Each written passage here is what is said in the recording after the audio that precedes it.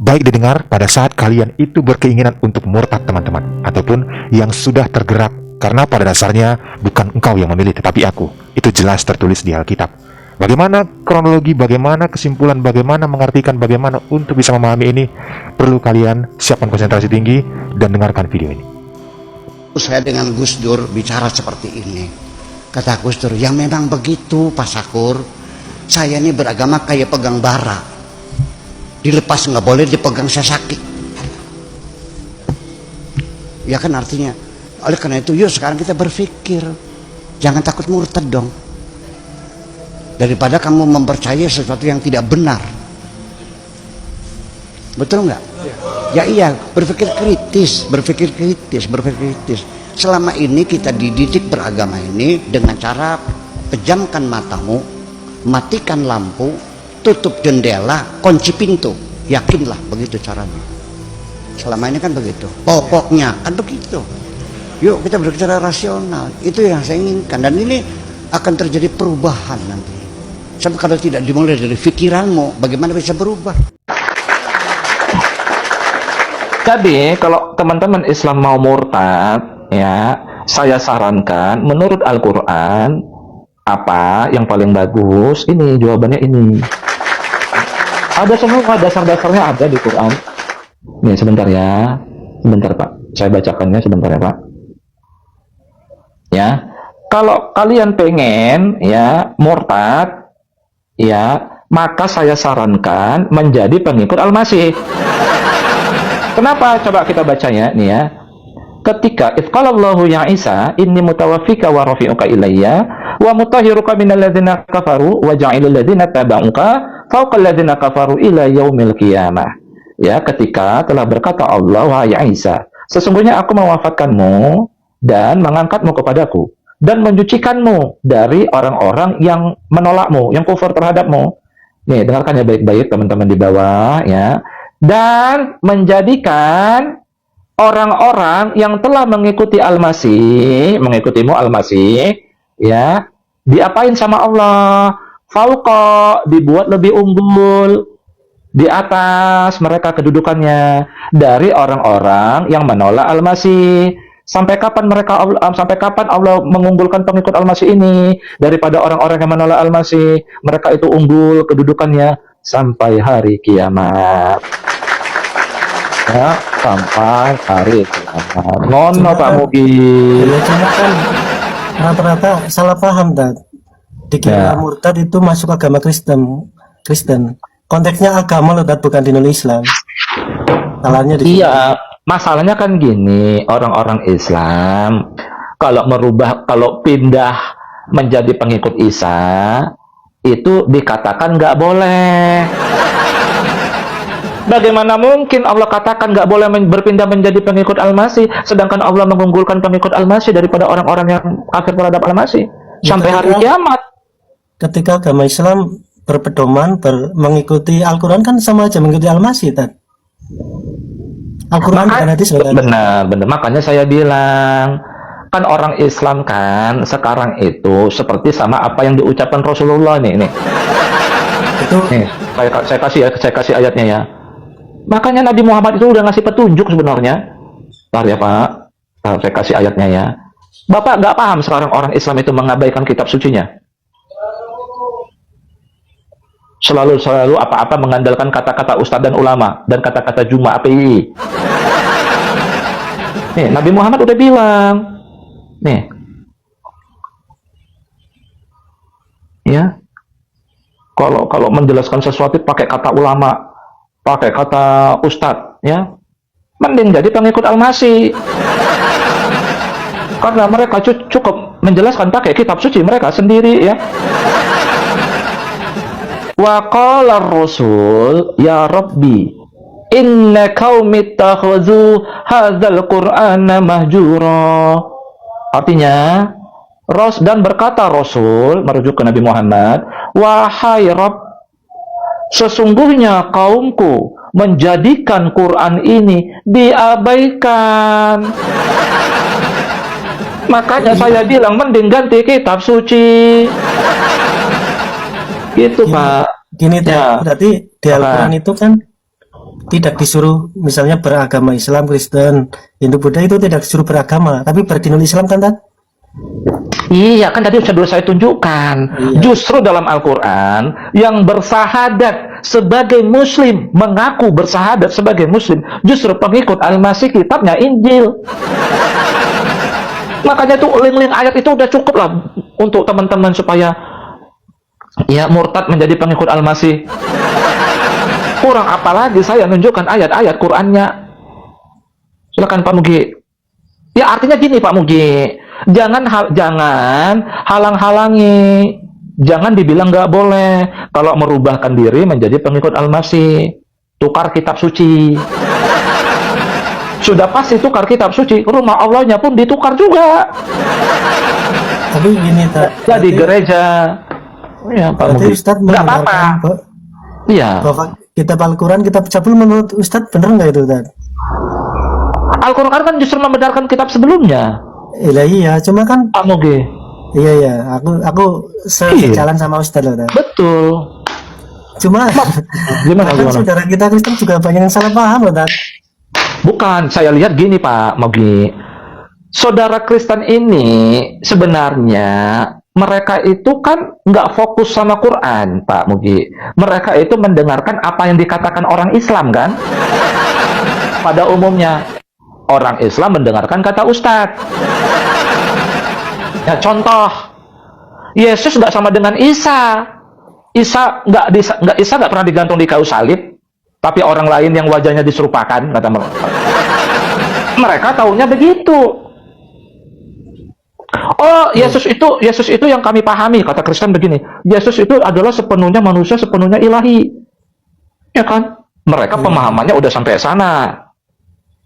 Kata orang Islam, Isa Al-Masih manusia biasa. Hanya sekedar utusan Rasul, padahal ayat Qur'annya banyak Pak. Utusannya iya, hamba Allah ya iya, Nabi ya iya, kalimatullah ya iya, Rabb ya iya. Ya, gitu Pak. Makanya nggak sejalan orang mereka ngertinya dari ucapan orang Islam. Coba justru keilahiannya lengkap di Quran. Betul, dia sepenuhnya manusia, sepenuhnya ilahi. Sebagai ex agama mayoritas di Indonesia, aku itu selalu di brainwash menyembah satu Tuhan. Ya, satu Tuhan yang bentuknya bukan manusia. Jika aku jadi kalian, di posisi seorang anak, aku akan bertanya pada orang tuaku, kenapa kalian memilihkan aku agama ini?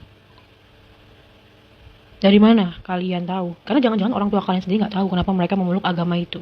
Mereka juga diwariskan begitu saja dan mereka tidak boleh bertanya. Mereka tidak boleh kritis dan bertanya kenapa.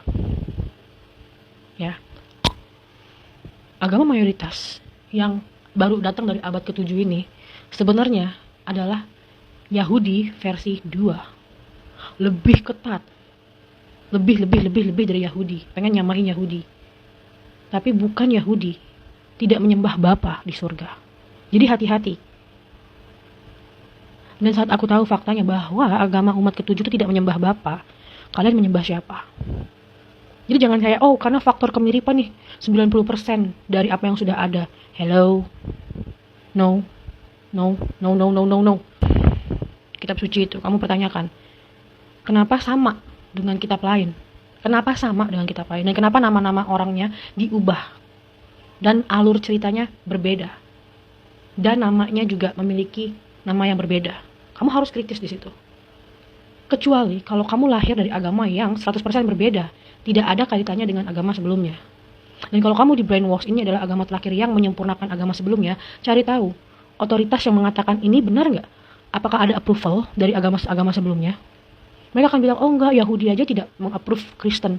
Tapi Kristen seakan-akan melanjutkan. Kristen bukan melanjutkan Yahudi. Yahudi sudah selesai saat Yesus Kristus turun. Tidak ada lagi ajaran Taurat nggak ada. Semua hukumnya sudah digenapi oleh Yesus Kristus.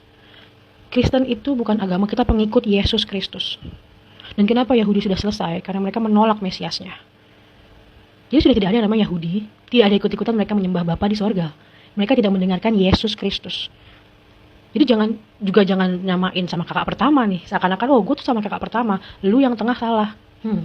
Tak lihat dulu apa pesannya Yesus Kristus kepada dunia. Kalian tidak akan kenal. Tuhan yang esa jika tidak ada Yesus Kristus yang menyebarkan ajaran universal ke seluruh dunia. Semua hanya berhenti sampai Israel saja, sampai Yahudi saja. Kalian gak akan kenal Tuhan yang esa. Baca cerita tentang wanita Samaria, di mana Bapa ingin seluruh manusia di muka bumi menyembahnya dari mana saja. Tidak harus dari gunung, tidak harus dari mezbah. Tidak, tapi di seluruh dunia. Jadi yang membawa pesan Tuhan itu satu adalah Yesus Kristus. Adalah firman Allah, adalah Allah yang mengambil wujud manusia. Tanya kepada orang tua kalian kenapa kalian dipilihkan agama warisan ini. Hanya karena kalian tidak boleh menyembah yang bentuknya manusia. Tapi apakah kalian tahu cerita sebenarnya? Ceritanya itu masalahnya sama dengan yang kalian pelajari, kecuali berbeda. Kecuali kitab kalian itu berasal dari daerah lain yang memiliki kisah-kisah berbeda. Silahkanlah percaya. Tapi kalau misalkan kitab kalian mengambil cerita yang sama, maka kalian harus merunut kepada cerita yang asli. Kalian harus kritisi itu. Hanya ada satu Tuhan, maka yang lain bisa palsu. Hanya ada satu Sang Pencipta yang menciptakan dunia dan menciptakan surga neraka juga. Dan itu tujuan kita semua. Aku juga lahir dari agama mayoritas itu. Kita juga diarahkan untuk mencari surga. Tapi surga yang mana? Jika kalian tidak tahu siapa Sang Pencipta kalian, kalian salah jalan. Kalian tuh salah jalan. Kalian cuma ngotot. Bapa di surga kamu itu adalah Allah kita. Beda. Allah kalian bukan Bapa di surga. Allah kalian itu bukan Bapa di surga. Kalian cuma melihatnya itu seperti sama. Kalian tuh kayak saksi Yehova. Nganggapnya tuh Bapa di surganya aja. Kalian tidak tahu siapa yang memperkenalkannya, siapa yang bilang hari akhir seperti apa. Janji akan penghakiman seperti apa itu Yesus Kristus yang mengatakannya. Yesus Kristus. Gak ada yang lain. Jadi kalau kalian saat ini membaca kitab dari agama mayoritas, yang aku bahkan selama aku SD, SMP, SMA aja gak pernah ngerti. Aku saja tidak paham. Dan kita harus ketergantungan sama orang untuk mentafsirkannya. Aku gak bisa percaya sama orang. Aku bertanya dari dalam hati.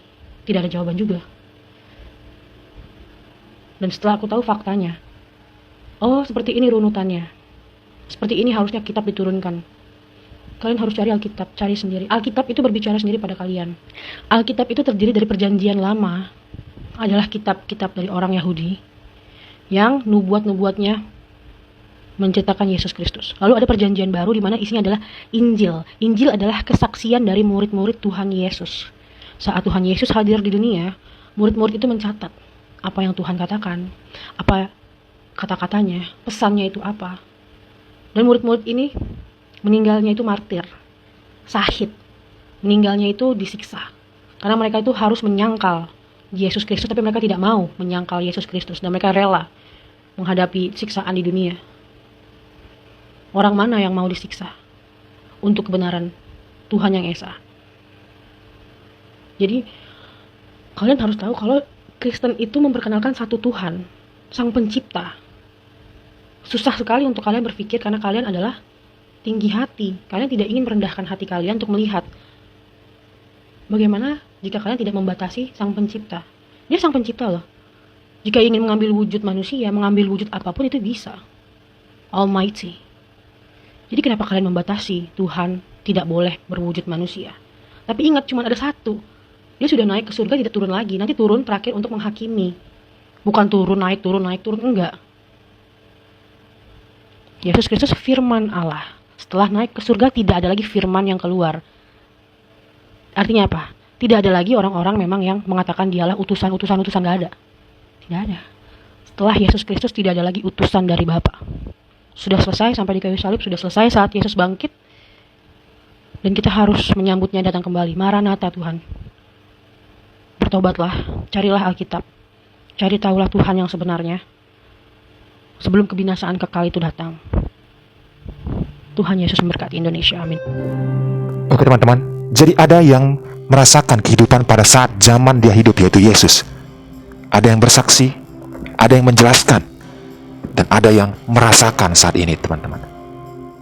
Bagaimana jika kalian sudah terketuk, dan bagaimana jika kalian sudah terpanggil? Jika kalian masih meragukannya lagi, itu Allah, dan sebut namanya, apa bimbingan yang seterusnya akan diperhadapkan kepada kalian. Berikan komentar kalian. Tuhan Yesus memberkati.